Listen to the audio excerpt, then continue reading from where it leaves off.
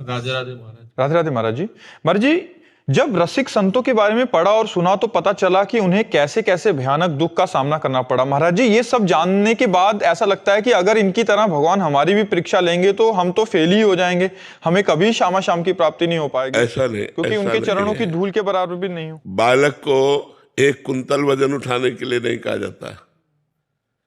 भगवान पहले क्षमता देते हैं, फिर दुख देते हैं।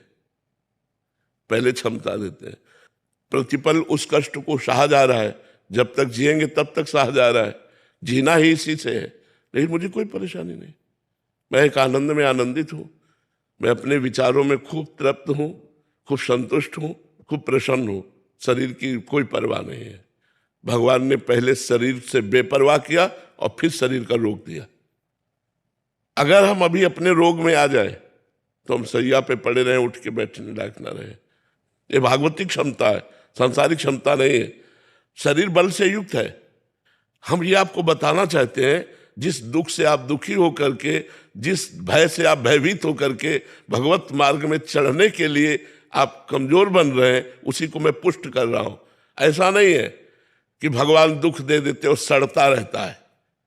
भगवान दुख देते हैं 100 ग्राम और सुख देते हैं 1 किलो। 100 ग्राम के ऊपर 900 ग्राम चढ़ा रहता है, इसलिए आनंद में मगन रहते हैं। हम प्रतिपल आनंदित हैं। तुम शायद उतना आनंदित नहीं होगे, स्वस्थ होते हुए भी तुम उतना आनंदित नहीं होगे, अस्वस्थ होते हुए हम जितना आनंदित हैं। हम अपने आनंद की बात नहीं कह सकते। हर समय मैं आनंद में डूबा रहता हूं। किसके बल से? भगवान के बल से। अगर शरीर की बात आवे तो अभी मैं बेकार हो जाऊं। शरीर ऐसे है जैसे आपका शरीर, ऐसे हमसे शरीर दूर है। हम अपने आप में मगन रहते हैं, अपने आप में आनंदित रहते हैं। इसलिए ये निराशा तो मन में लाओ मती कि भगवान संतों को या भक्तों को कष्ट देते हैं। कष्ट आपको दिखाई देता है, देते नहीं है। क्यों? अब जैसे मेरा आखिरी जन्म है, मुझे पता है मेरा आखिरी जन्म है। अब अनंत जन्मों का हिसाब मुझे इस जन्म में भोगवा करके पार किया जाएगा।